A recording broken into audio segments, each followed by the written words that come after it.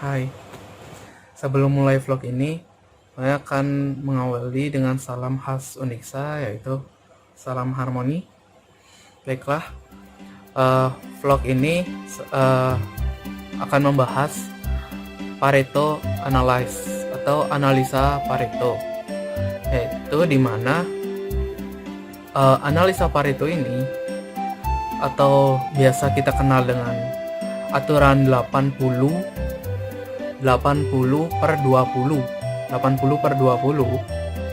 itu adalah sebuah asumsi di mana sebuah masalah itu disebabkan oleh beberapa penyebab penting. Jadi sebuah masalah itu 80% dan penyebab-penyebab penting ini adalah 20%. Ambil contoh itu,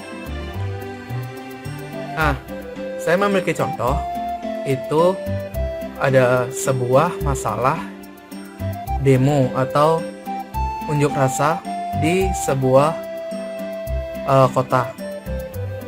Lalu 80% ini adalah terjadinya demo atau unjuk rasa ini. Lalu 20%-nya itu adalah katakanlah sebagai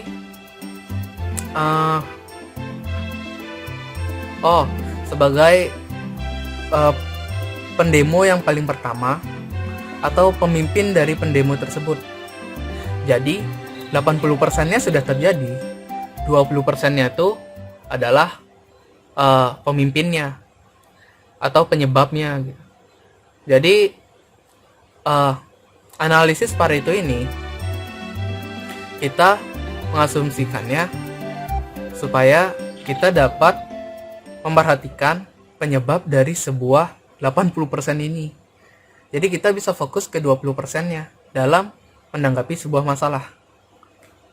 Jadi di sini saya akan membahas juga bagaimana kita menerapkan analisa Pareto ini. Yang pertama, yaitu mengidentifikasi masalah. Mengidentifikasi masalah dan mendokumentasikannya ke dalam sebuah tabel. Jadi, di dalam sebuah tabel itu kita kelompokkan juga berdasarkan banyak faktor dan banyak hal. Yang kedua, yaitu tentukan urutan kepentingannya. Jadi saat kita sudah mengelompokkan masalah tersebut, kita dapat mengurutkan kepentingannya berdasarkan peringkat-peringkat dari bawah ke atas. Jadi setelah kita mengelompokkannya, kita dapat mengurutkan berdasarkan kepentingannya. Seperti itu. Masalah telah diidentifikasi, sudah disimpulkan, lalu sudah dikelompokkan dan sudah diurutkan ke dalam sebuah urutan atau ranking kepentingan. Untuk selanjutnya, langkah ketiga yaitu dengan memberikan nilai atau skor pada masalah yang direkamnya. Cara untuk menilai sebuah masalah itu berdasarkan kepentingan dalam masalah tersebut.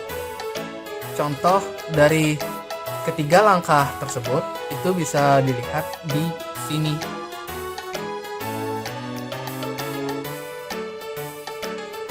Nah, setelah mengidentifikasi masalah, lalu yang kedua yaitu memberikan peringkat pada masalah, dan yang ketiga yaitu memberikan skor pada setiap masalah.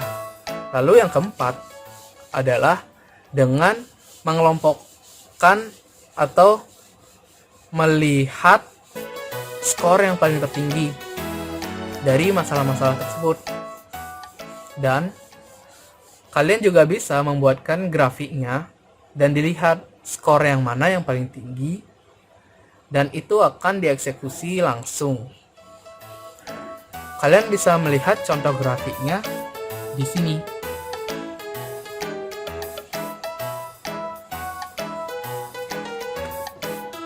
Ya, kita lanjut ke langkah kelima.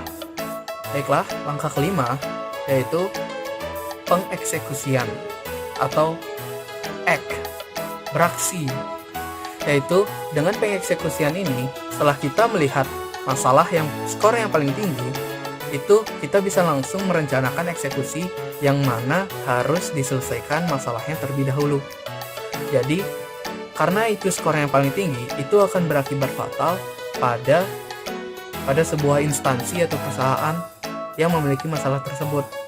Jika skornya ini yang paling tinggi, maka masalah ini emang harus segera direncanakan penyelesaiannya atau pengeksekusiannya.